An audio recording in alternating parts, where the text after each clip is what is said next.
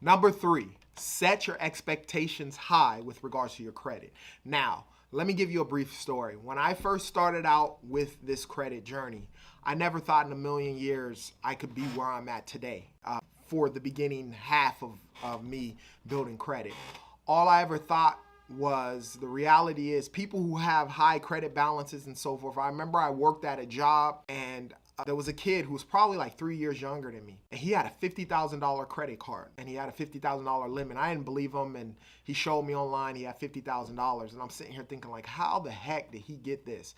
And then in my head, mentally, I only thought that, you know, he must be rich or he has a lot of money or whatever the circumstance is in order to get that. And so I just put it in the back of my head and didn't believe I could do that.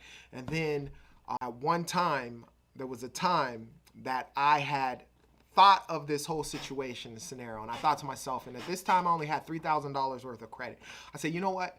What do I have to do to get over six figures? And I thought that that was an outlandish goal to actually set to get to six figures of credit, especially where I was at that time. But I set that goal and I said, hey, that's the goal that I'm gonna make to get to. And the reality is I got there. Number four, look at credit like it's your friend. This is so key. The reality is you have to look at it as your friend. I remember growing up and anything that I ever heard about credit in general when I was younger was bad. It was like, oh, no, never get a lot of credit cards, don't have a lot of credit cards, da. So that started my mentality. And then I got into debt collections, and what did I see? A bunch of people who had, you know, debt, $3,000, $5,000, $10,000 worth of credit cards, and they weren't paying it. So we were suing them, we were going after them, all the stress. So then that was inputted in my mind in the beginning, like, oh my gosh, I'm staying away from credit cards. And then eventually when I looked at credit, credit is not bad unless it's abused, right?